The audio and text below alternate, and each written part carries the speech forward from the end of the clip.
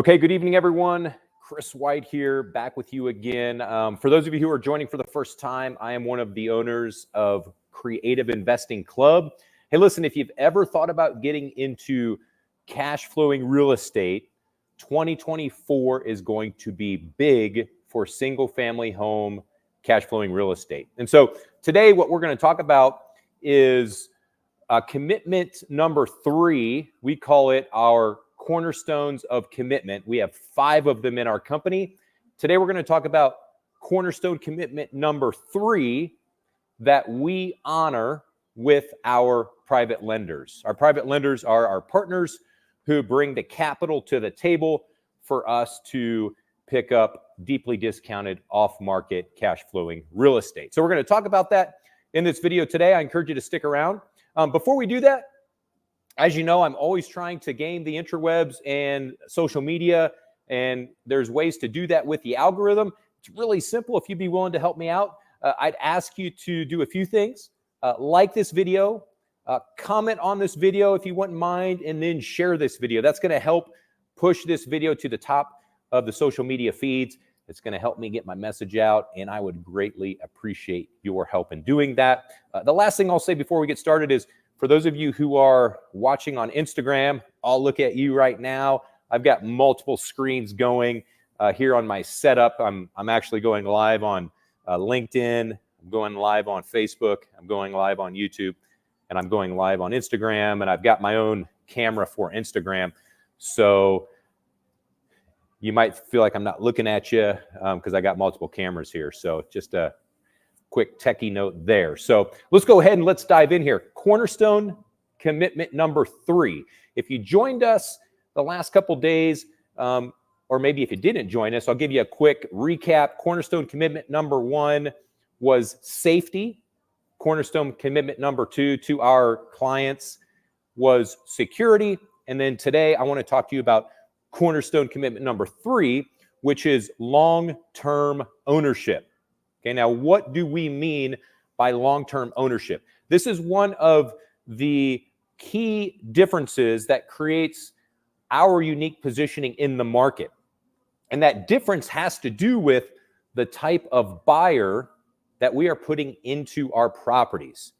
So most of you probably are familiar with what most investors will do with cash flowing real estate, which is put a renter into their property, right? A renter or a tenant, and then the investor plays the role of the landlord, and they've got to deal with what you'll hear a lot of people say is tenants, toilets, and termites. That's kind of the joke in the industry.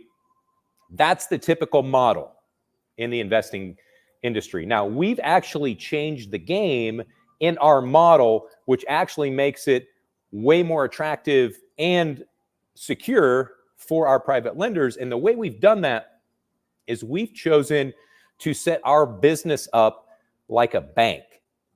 What that means is we are going to use the capital from our private lenders to buy these properties off market at deep discounts. And then instead of putting a renter or a tenant into our property, what we're going to do is we're going to put a homeowner into our property. Now, you may or may not be aware that according to statistics, about 73% of people in America that want to own a home are not able to qualify with the big banks to get a loan to purchase a home. So there's this incredible opportunity in the market to fill that need if you've got a system and a process in place to do that. And so that's what our company's known for. That is our expertise, is playing the role of the bank. We've been doing this for many years. We've really got this process and this system perfected. It's worked really well for us. It's working incredibly well for getting our private lenders paid incredible returns. And the big difference, as you can probably imagine, between putting a renter into your property versus a homeowner is several things, okay? First, I want to encourage you to go into the mindset of a renter. We've all probably been there, right? go into the mindset of a renter, and then go into the mindset of a homeowner and ask yourself, what are the differences? Okay, now practically speaking, the differences are, as a renter, you don't have to worry about maintenance. The landlord has to deal with maintenance. The landlord has to get that call in the middle of the night if the toilet's flooded and overflowing into the bathroom and the tenant can't get it fixed, right? The renter doesn't have to deal with taxes or insurance, okay? Flip to the other side of the table with the homeowner. The homeowner is completely responsible for maintenance. The homeowner is completely responsible for the insurance, and the homeowner is completely responsible for the taxes. So in our model, playing the role of the bank, our homeowners are going to cover the taxes, the insurance, and deal with all the maintenance. As you can imagine, what that's going to do is that's going to increase the monthly cash flow on that property, which then allows us as a company to pass that profit sharing onto our private lenders, which effectively allows us to offer our private lenders 12% cash on cash return consistently, month in and month out, no matter what's going on in the market. Okay. The other difference between the homeowner and the renter is the mindset, right? So the renter, generally speaking, is not going to care a whole lot about the upkeep of the property.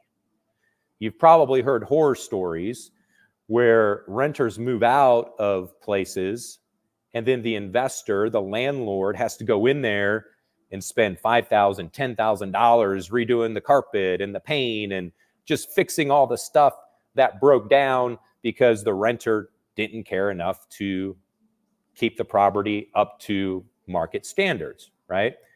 That expense comes out of the deal, which decreases the profit on the deal, which decreases the cash flow on the deal, which ultimately decreases the investor's ability to pay their lenders, a higher rate of return. Okay, so there's a lot of headaches, a lot of things with the math that aren't very attractive when you're dealing with the tenant model. Okay, I know from firsthand experience, I've been there, I've done that, decided I never ever want to get into the landlord game again if I don't have to. Okay, contrast that with our model, the home ownership model. You put a homeowner into the property, what are they going to do to the property? The complete opposite of the renter. They're going to fix it up. They're going to paint it. They're going to put new carpet in it. They're going to, redo the kitchen, the bathroom. It's their home, right? They're going to treat it with extreme care for obvious reasons. So when you put a homeowner in that position, and then you think about the position that I'm in and our private lenders in as part of our investing team, we're invested into a property that's actually not going to only increase in value because properties typically increase in value year over year, but our property is going to also increase in value because cosmetically, the homeowner is going to be doing rehab on the property to increase its value as well. So it's a win-win all the way around. All right. So that's really what I wanted to share with you. The last thing I'll share that I forgot is the difference between a renter and a homeowner. The homeowners we deal with, they are required to put down significant down payments, just like any homeowner would that's buying a house. You got to make that down payment, right?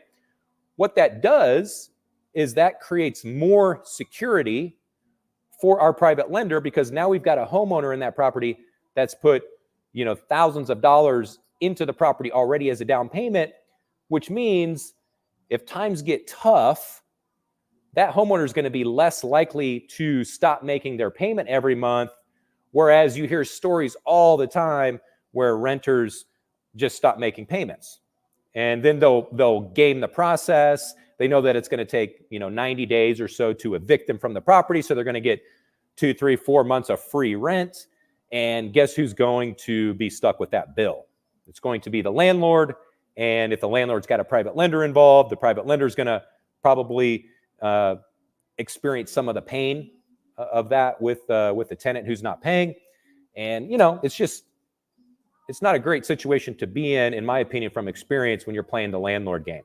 All right. So cornerstone of commitment number 3 that we make to our private lenders is we are only going to put long-term ownership buyers into our properties.